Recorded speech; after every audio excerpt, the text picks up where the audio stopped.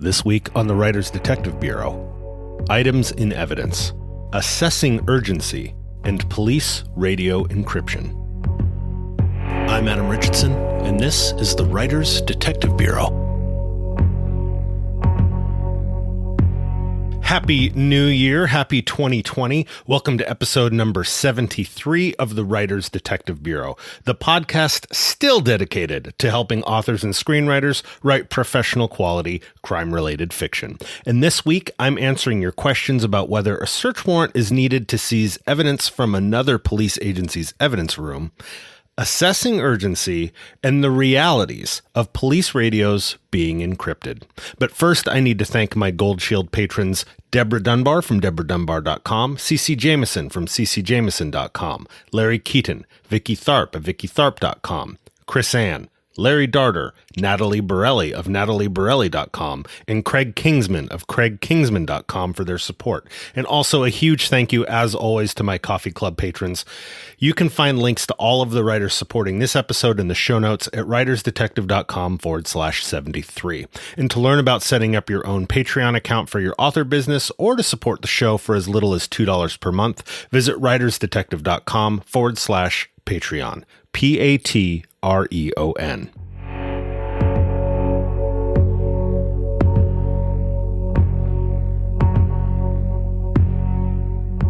As I'm recording this, Australia is fighting enormous brush fires right now. As a longtime resident and first responder in Southern California, I know firsthand how devastating these wildfires can be.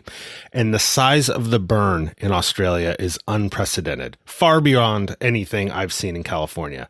So please join me in donating directly to the front lines where help is needed most. I've listed several agencies you can donate to, whether it's a specific fire service, supporting animal rescue efforts, or the relief efforts through Red Cross or Salvation Army. All of those links are in the show notes at writersdetective.com/73.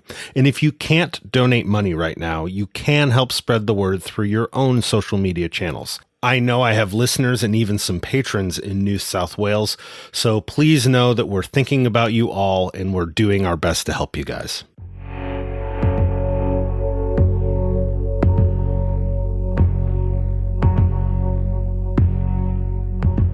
This week's first question comes from Craig Kingsman of CraigKingsman.com.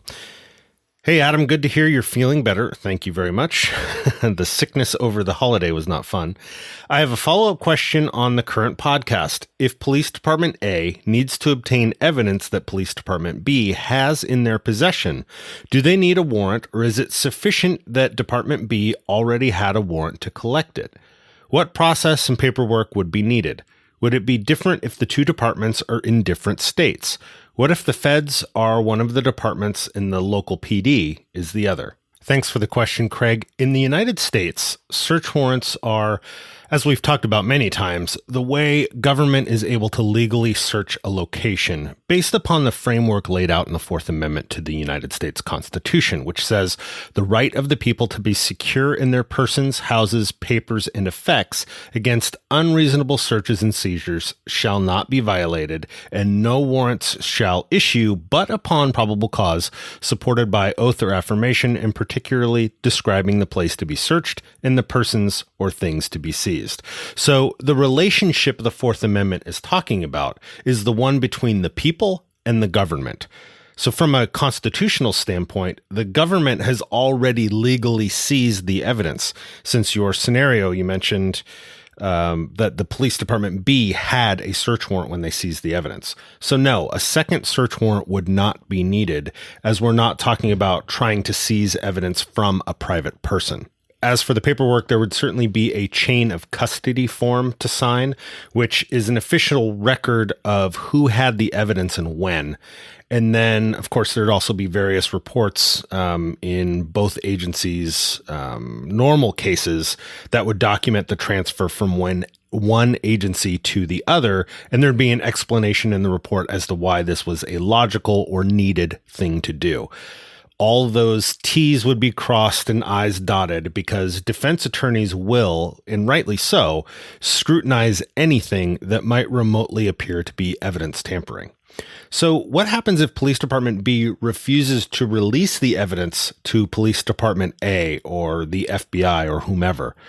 Well, rather than a search warrant, the police department or the FBI could petition their court for an order, a court order signed by a judge compelling Police Department B to release the evidence. It'd be very similar to a search warrant. If Police Department A is in a different state than Police Department B, and Department B is still refusing to release the evidence, I'm reasonably sure that Police Department A would have to petition a court in the state that has standing over Department B, or so a court in Department B state or a federal court. And I'm not entirely positive on that, but I believe that is what would happen. Just like if I was trying to get a search warrant in another state, I would have to find a local police agency or a detective to help me get a search warrant authored in the state where I'm trying to serve it. So if I am investigating a homicide and I need to write a search warrant and I'm in California and I need to write a search warrant for a home in New York, I would team up with a detective or a prosecutor in New York, and my information would be relayed to a sworn officer in the state of New York, and they would swear out the warrant using my information. Because I'm not a sworn peace officer in the state of New York, but for me to serve a warrant in that jurisdiction, it has to be issued within that jurisdiction. Hopefully that makes sense. So would any of this happen in real life? It's not too likely. But I'm sure you could see how seizing important evidence and locking it away in a vault to prevent it from further scrutiny, like DNA testing or whatever, could be a clever way to hide evidence from another investigating agency. Again, realistic or happen very often? No, but it might be a fun storyline to explore. Thanks for the question, Craig.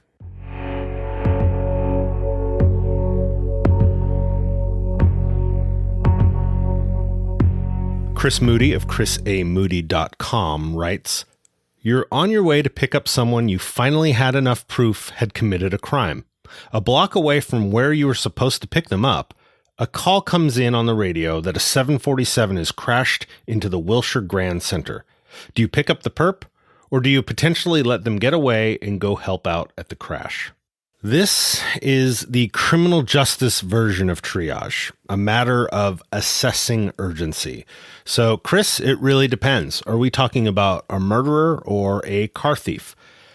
If I know I can scoop this guy up later and he isn't an imminent threat to the community, I will head to the plane crash. If this is a serial killer, I'm not letting that guy breathe free air one moment longer than I have to, especially if I don't have the gear I need to be effective at the airplane crash site with me.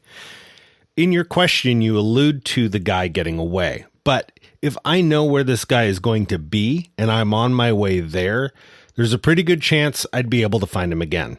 Once a suspect has been identified, the hardest part is over. Sure, we still have to piece together the investigation, but a whodunit is far harder to close than one with an identified suspect. In this day and age, it's a lot harder to hide from the police once we know who you are, especially if you decide to stay in the country.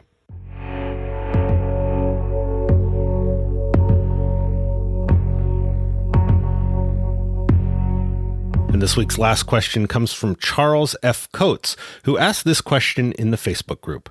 Are police radios digitally encrypted now? At one time, people could buy police scanners at Radio Shack, but supposedly that was illegal in some states. I would expect multi-channel encryption to be essential to keeping criminals from knowing what the police are doing or where they are.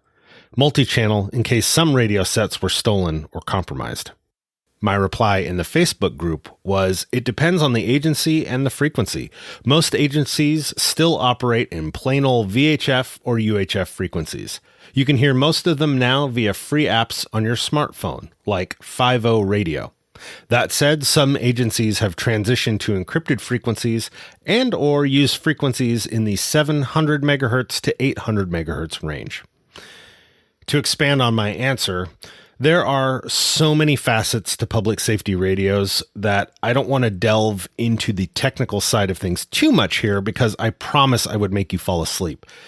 I do most of the radio programming on our police helicopters, so I've learned far more about VHF, UHF, VHF low, 700 and 800 megahertz bands, trunking, encryption boards, PL tones, digital PL tones, and that's just learning the very, very basics of what things are.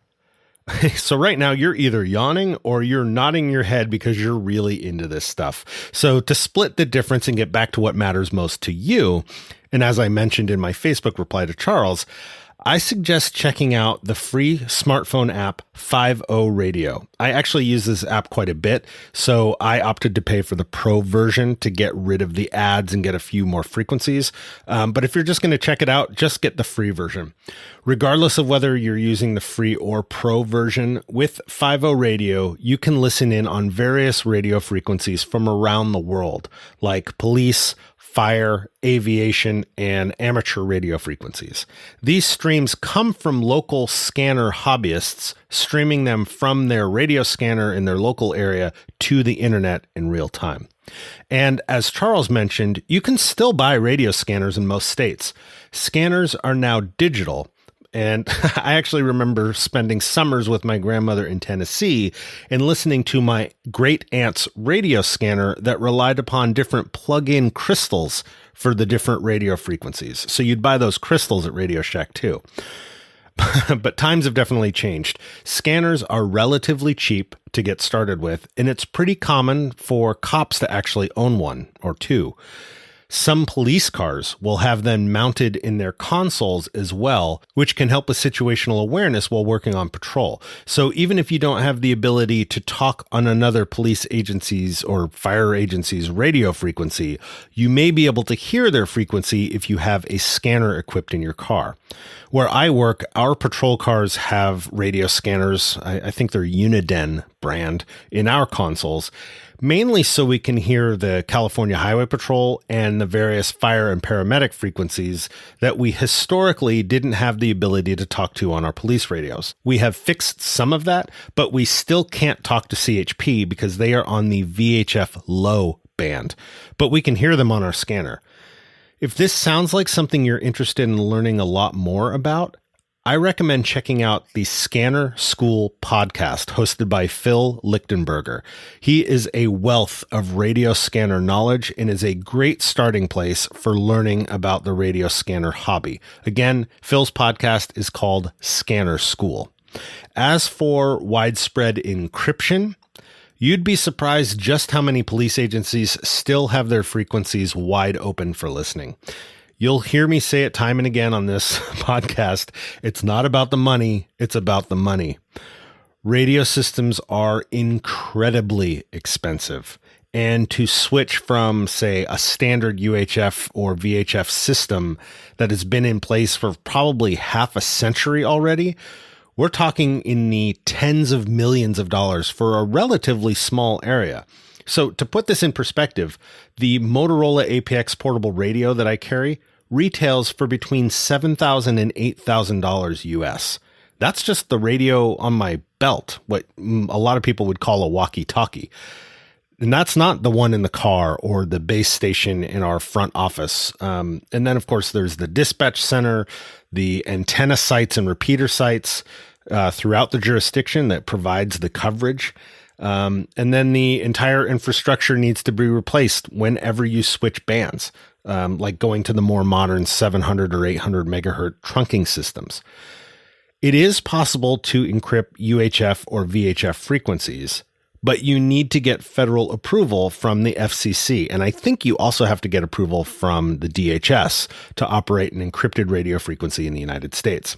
And again, having actually worked in a surveillance unit that had an encrypted radio frequency assigned to it, I can tell you that it can be expensive to implement just the encryption from a hardware standpoint. Now, not in the millions of dollars of category, but it certainly isn't cheap. Oh, and we can't forget the cost of FCC licensing any new frequencies as well. Okay, so is it really costly? No.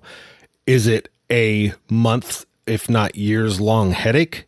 Absolutely. So there's an opportunity cost there as well. So reality is that most police agencies in the US use the same systems they had in the 1970s because upgrading is a big and expensive headache.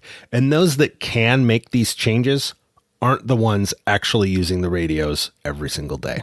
Thanks for the question, Charles. Thank you so much for kicking off the new year here with me. Make sure your questions don't go unanswered. Go to writersdetective.com/podcast to fill out the form and get your questions answered right here on the podcast. And for those of you in Australia dealing with the fires right now, please be safe and heed any evacuation orders.